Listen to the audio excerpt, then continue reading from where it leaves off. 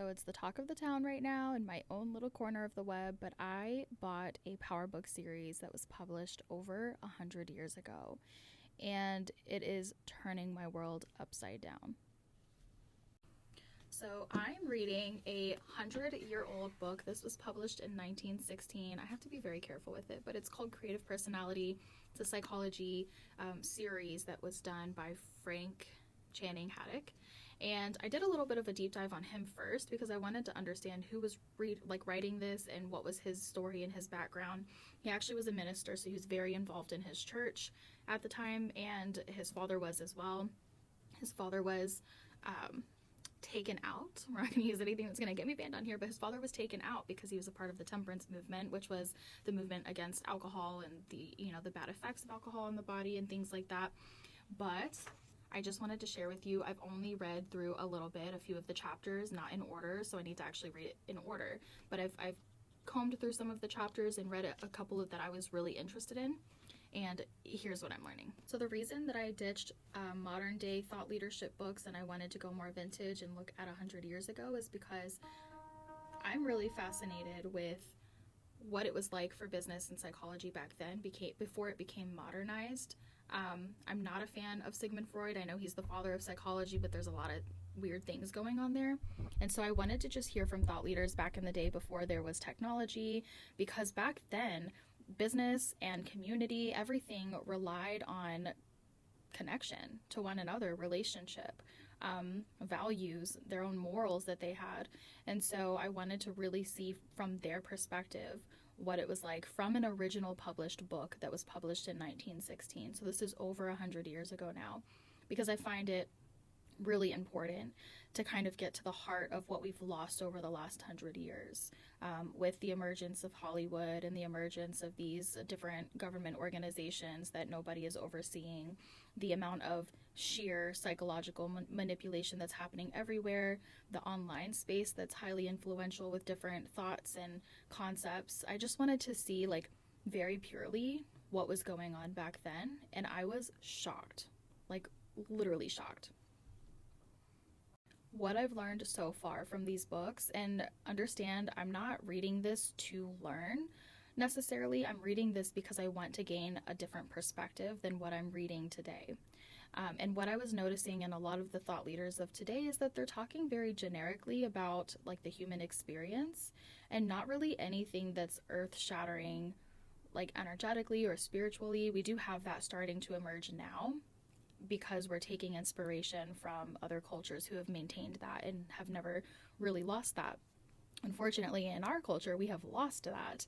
We've lost some of the very basic knowledge of that. And so I found this interesting that in this book, specifically in Creative Personality, Frank talks about manifesting. He talks about energy. He talks about attracting your reality based on what you're manifesting and how you're living your life. And what's so fascinating to me is that this was written in the 1900s, before we had distraction, before we had psychological warfare, in the form of entertainment.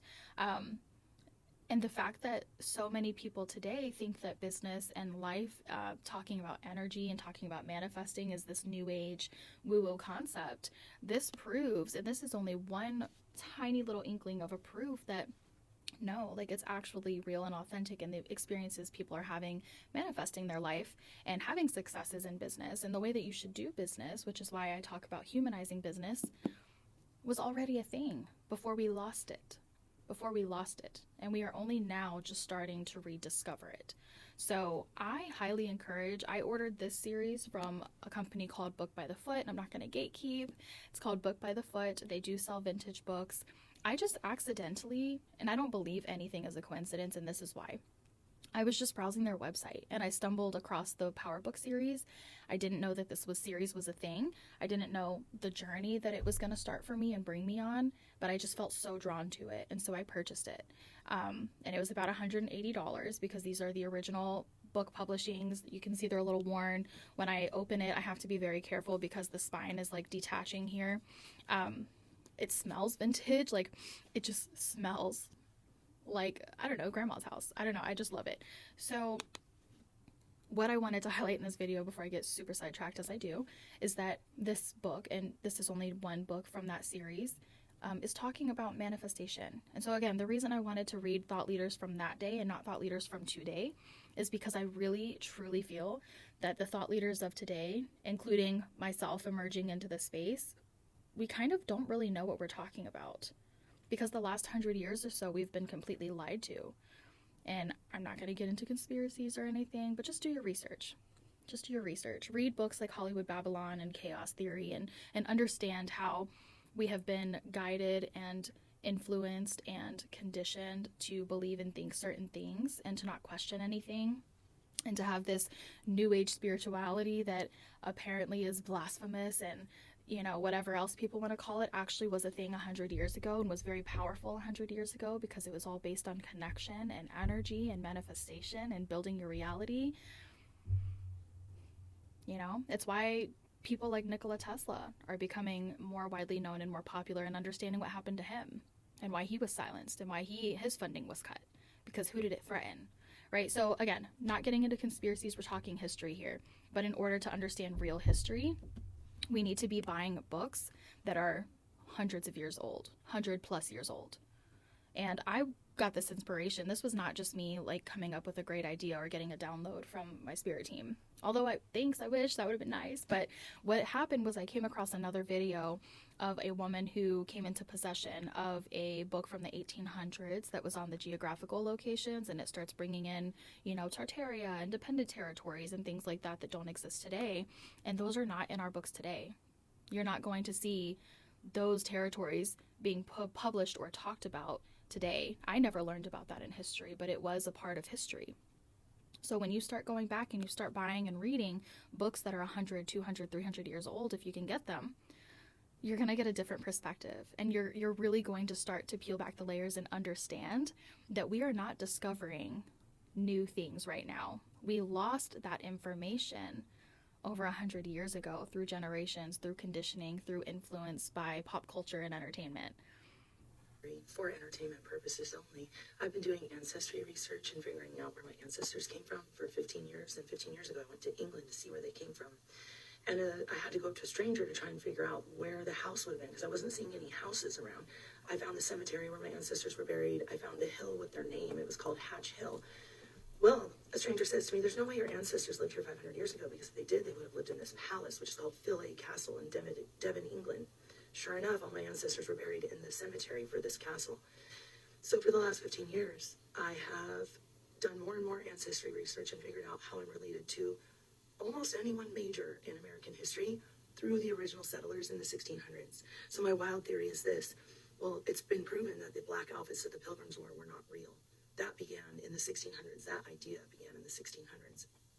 But what I can show you over and over and over again is that all the Pilgrims, all the original settlers in the 1600s were the sons and daughters of people who lived in places like this.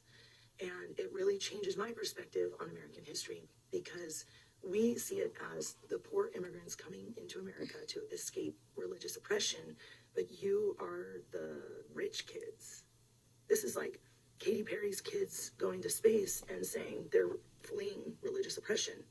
The math ain't mathin'. So I'm going to make another video to show you how I'm related to almost anyone in American history, like that's famous, based on the original settlers, because those were the only people who could afford to have 1 million children and keep those children alive. Hey, I have this. Hey, so I got this little book and I was excited to show you. You can't really see too much. It's quite old. It is from 1820. I just wanted to show you all some things in this book. I had to be very careful with it because the pages are just very brittle. This is the book right here. 1820. And this is what the book is. It's geography or a description of the world, and it's in 3 parts. But there's some interesting things in here. And so if you look here on the contents, Asia, independent Tartary, and then if we go over here to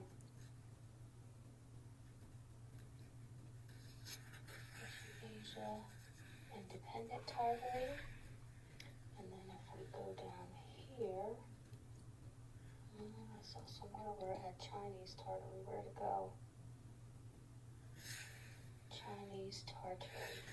So, get enlightened, understand the fact that they're talking about manifestation and reality, and this is a psychology and business series from a minister that was in the church in the 1900s. We need to understand what we've really lost, and we need to get really curious and inspired to get back to that. We're not talking about obviously the evil that our countries have done over the years. We're talking about the very basic understanding of our human being and our spirituality and our energetic, our magnetism. It talks about magnetism in here. So that's all I have to say about that. I'm going to be doing a lot of updates because this book in itself is like 300 pages long, back when books were like real books and not ChatGPT'd. And what's so funny about the series is that it takes me back and forth because it feels a little bit like philosophizing or like philosophy, because in one sentence I'm kind of going back and forth between his thoughts and understanding what his thought process was. And so I have to read the sentences a couple of times before I really kind of grasp what he's talking about. And I consider myself to be a very deep person, but it's not a difficult read. It's just that it does go back and forth quite a bit, like philosophers do with deep thought. It's like having a deep thought and then you have another deep thought, and they all kind of tie into one another, but they're all kind of different in their own way. So it's been really fun so far.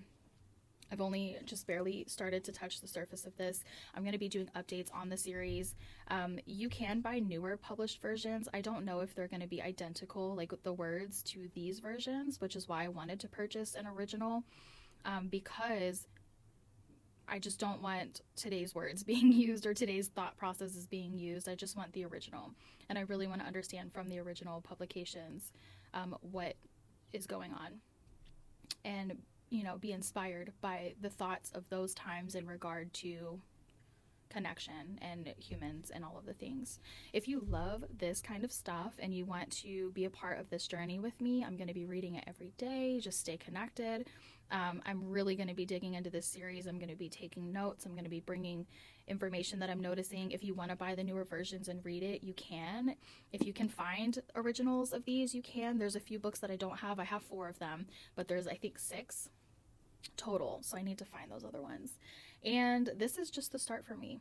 This is just the start for me, for us. And I'm going to be, from now on, pretty much only buying books that are original, at least 100 years old or more. It's just a thing right now, and I'm loving it. And it's just feeling it. It's just so, I don't even know how to explain it, honestly, but I'm here for it. So if you like this information and you want to know more about what I'm learning, stay tuned in, tap into this, follow, subscribe, share with somebody else. I think I'm literally going to be starting just a vintage book series where I'm just kind of sharing what I'm reading. And I'll be actually sharing passages from the books and stuff too, as much as I can within the copyright. I have to look at the copyright and see what's allowed and what's not allowed.